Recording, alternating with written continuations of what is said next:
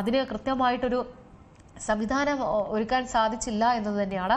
ഇപ്പോൾ rescue driver Shri dolphin Ratheesh കൂടെ നമ്മോടൊപ്പം ചേരുന്നുണ്ട്. ശ്രീ രതീഷ്, ഇപ്പോഴിതാ മലപ്പുറത്താണ് ലോറി കോറിയിലേക്ക് മറിഞ്ഞൊരു അപകടം സംഭവിച്ചിരിക്കുന്നത്. പ്രധാനമായിട്ടും നമ്മൾ നോക്കുകയാണെങ്കിൽ 12:30-ക്ക് നടന്നൊരു അപകടമാണ്. സമയം 5 മണി പിന്നിട്ടിരിക്കുകയാണ്. ഇപ്പോഴും അതിൽ കുടുങ്ങിക്കിടക്കുന്ന ഒരാളെ രക്ഷിക്കാൻ സാധിച്ചിട്ടില്ല. ആദ്യമേ ആളുകൾ അത് മുങ്ങൽ വിദഗ്ധരടക്കം അവിടെ എത്തി പരിശോധിച്ചതായി മനസ്സിലാക്കുന്നുണ്ട്. പിന്നീട് ഇപ്പോഴിതാ ക്രെയിനിന്റെ ഒരു സഹായം തേടുന്നുണ്ട്. സമയം ഇത്രയും കടന്നിരിക്കുകയാണ്. നമുക്ക് ആ ഗോൾഡൻ അവേഴ്സ് അത് ഉപയോഗപ്പെടുത്താൻ സാധിച്ചില്ല എന്ന് പറയുന്നത് വളരെ കഷ്ടം തന്നെയല്ലേ?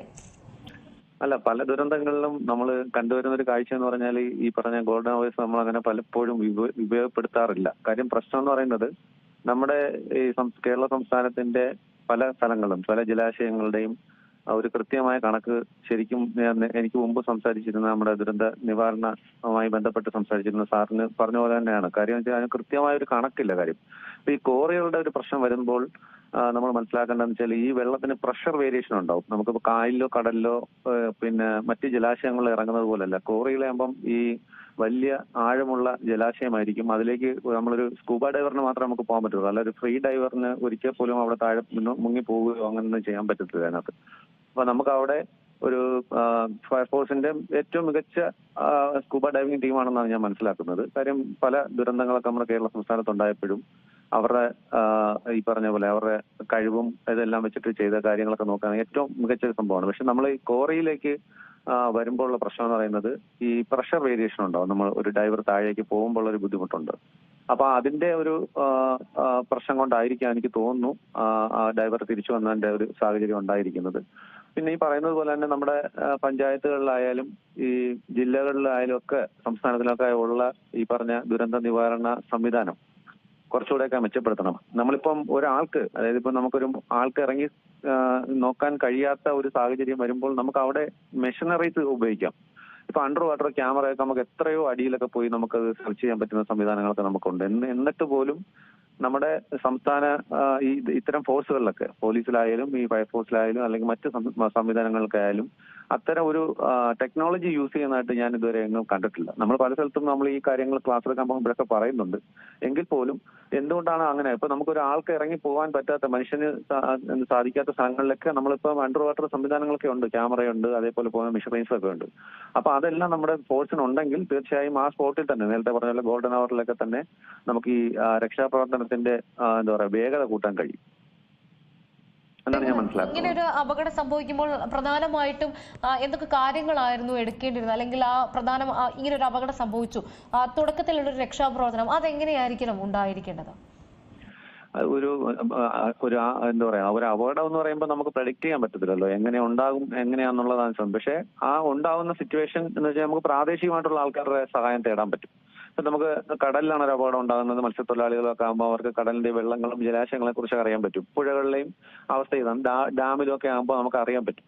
പക്ഷെ മുന്നൊരുക്കം എന്നുള്ള രീതിയിൽ നമ്മൾ ഈ പറഞ്ഞ പോലെ ഏറ്റവും അടുത്തതെന്ന് വെച്ചാൽ പോലീസും ഫയർഫോഴ്സും ആണ് നമുക്ക് അവിടെ സംവിധാനം ഒരുക്കേണ്ടത്. ഒരുക്കുന്ന സമയത്ത് തന്നെ ഇപ്പൊ പറയുന്ന പോലെ നമുക്ക് എന്തെങ്കിലും സംവിധാനങ്ങൾ നമുക്ക് മാൻ പവർ ഉപയോഗിക്കാൻ പറ്റാത്തടുത്ത് മെഷീനറീസ് ഉപയോഗിച്ചിട്ട് നമുക്ക് സംവിധാനങ്ങൾ ചെയ്യാൻ പറ്റും എന്നുള്ളതാണ് കാര്യം. പക്ഷെ പലപ്പോഴും നമ്മുടെ ഇങ്ങനെയുള്ള സിസ്റ്റം ഒക്കെ നമ്മൾ പല സ്ഥലത്തും ഇങ്ങനെ പൊളിഞ്ഞു പോകുന്ന സംവിധാനത്തിലേക്കാണ് നമ്മുടെ സംസ്ഥാനമൊക്കെ പോകുന്നത്. ഞാൻ നമ്മുടെ സംസ്ഥാനത്തെ മൊത്തത്തിൽ കുറ്റം പറയല്ല. നമ്മളൊരു ദുരന്തം ഉണ്ടാകുമ്പോൾ ഒരു ജീവൻ രക്ഷിക്കുക എന്നുള്ളതാണ് നമ്മൾ ഏറ്റവും ആദ്യത്തെ നമ്മൾ കൊടുക്കുന്ന ഒരു പരിഗണന എന്ന് പറയുന്നത്. ആ പരിഗണന പലപ്പോഴും ഈ പറയുന്ന നമ്മുടെ ഈ സംവിധാനങ്ങളുടെ ഈ പറയുന്ന മിഷനറീസിന്റെ ഒക്കെ പ്രശ്നങ്ങളും ഉണ്ട്. പലപ്പോഴും ജീവൻ നഷ്ടപ്പെടുന്ന കാര്യം തന്നെയാണ് നമ്മൾ സംസ്ഥാനങ്ങളിൽ ആകട്ടെ കാണുന്നത്. പക്ഷെ എങ്കിൽ തന്നെ രക്ഷാപ്രവർത്തനങ്ങൾ നടക്കുന്ന ഏരിയകളും ഉണ്ട്. രതീഷ്, നമ്മൾ നോക്കുകയാണെങ്കിൽ കേരളത്തിൽ ഇതുപോലെ ഒരുപാട് ആളൊഴിഞ്ഞ സ്ഥലങ്ങളിലൊക്കെ ഇതുപോലുള്ള കോറികളുണ്ട്. അപകടകരമായിട്ടുള്ള അവസ്ഥയിലൊക്കെയാണ്. ചുറ്റുമതിലോ അല്ലെങ്കിൽ കൃത്യമായിട്ടായിരുന്നു അതിന് ബന്ധപ്പെട്ട ഒരു ബോർഡുകളോ അല്ലെങ്കിൽ അങ്ങനെയുള്ള സംവിധാനങ്ങളൊന്നും തന്നെ ആളുകൾക്ക് മനസ്സിലാകുന്ന അല്ലെങ്കിൽ അവർക്കൊക്കെ തന്നെ നിർദ്ദേശം നൽകുന്ന യാതൊരു വിധമായിട്ടുള്ള സംവിധാനങ്ങളുമില്ല. പലയിടങ്ങളിലും ഇത് തന്നെയാണ് അവസ്ഥ.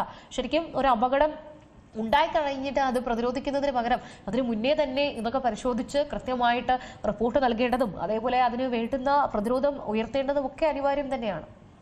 അതെ, കാര്യം നഷ്ടപ്പെടുന്ന ജീവനാണല്ലോ. അപ്പൊ തീർച്ചയായും ആ ജീവന്റെ പ്രൊട്ടക്ഷന് വേണ്ടിയിട്ടാണല്ലോ നമ്മൾ ഈ സംവിധാനങ്ങളെല്ലാം നമ്മൾ ഈ പറയുന്ന ഒരുക്കങ്ങളെല്ലാം എടുക്കുന്നത്. റോഡ് ആക്സിഡന്റ് കഴിഞ്ഞാൽ, കേരളത്തിൽ തന്നെ റോഡ് ആക്സിഡന്റ് കഴിഞ്ഞാൽ രണ്ടാമത് നിൽക്കുന്നത് മുങ്ങി മരണങ്ങളാണ്. കേരളത്തിൽ മാത്രം പ്രതിവർഷം 1200 മുകളിൽ ആൾക്കാർ പ്രതിവർഷം മുങ്ങി മരിക്കപ്പെടുന്നുണ്ട്. അത് കടലിലും കായലിലും പുഴകളിലും മറ്റ് ജലാശയങ്ങളിലുമായിട്ട് ഈ സംഭവിച്ചുകൊണ്ടിരിക്കുകയാണ് ഈ സംഭവം. അപ്പൊ ഇതിനകത്ത് ഇപ്പൊ എനിക്ക് മനസ്സിലാക്കാൻ കഴിഞ്ഞത് വിഷയിൽ കാണുമ്പോൾ ഞാൻ മനസ്സിലാക്കി, എനിക്ക് തോന്നുന്നു അങ്ങനെ ഈ സൈഡ് വാളോ അങ്ങനെ ഒരു സുരക്ഷാ ബോർഡുകളോ ഒന്നും തന്നെ അവിടെ ഇല്ലെന്നാണ് എനിക്ക്. പക്ഷെ നാട്ടുകാരിൽ ആരോ ഒരു സ്റ്റേറ്റ്മെന്റ് ഞാൻ കേട്ടു, അവിടെ അങ്ങനെ ഒരു അപകടം നടക്കുന്ന സ്ഥലമല്ല എന്ന്. പക്ഷെ പുറത്തുനിന്ന് വരുന്ന ആൾക്ക് ഈ പറഞ്ഞ പോലെ അങ്ങനെ അറിയണമെന്നില്ലല്ലോ, അതിന് വേണ്ടിയിട്ടായിരിക്കും നമ്മൾ മുന്നറിയിപ്പ് ബോർഡുകളൊക്കെ സ്ഥാപിക്കുന്നത്. അപ്പോൾ ഒരു അപകടം വരുന്നതിന് മുമ്പ്, ഒരാളുടെ ജീവൻ നഷ്ടപ്പെടുന്നതിന് മുമ്പ് തീർച്ചയായും ഇത്തരം കാര്യങ്ങൾ കൂടെ ചെയ്യണമെന്നാണ് എനിക്ക് പറയാനുള്ളത് ഈ അവസ്ഥ. ശരി, വളരെ നന്ദിയുണ്ട് രതീഷ് ഈ അവസരത്തിൽ പ്രതികരിച്ചതിന്. രതീഷ് പറഞ്ഞതുപോലെയൊക്കെ തന്നെയും കൃത്യമായിട്ട് ഈ ഒരു അപകടം ഉണ്ടായ ശേഷം മാത്രം അത് പ്രതിരോധിക്കാനുള്ള ഒരു സംവിധാനമല്ലാതെ തുടക്കത്തിൽ മുതൽ തന്നെ ഇത് മനസ്സിലാകേണ്ടത് വളരെ അനിവാര്യമാണ്. ഏതായാലും ലോറി കണ്ടെത്തിയതായിട്ടുള്ള റിപ്പോർട്ടുകളൊക്കെ പുറത്തു വരുന്നുണ്ട്. ലോറി ക്രെയിനിന്റെ സഹായത്തോടെയാണ് കണ്ടെത്തിയിരിക്കുന്നത്. ഇനിയും ആ ക്ലീനറിനെ കണ്ടെടുത്തേണ്ടത് വളരെ അത്യാവശ്യം തന്നെയാണ്.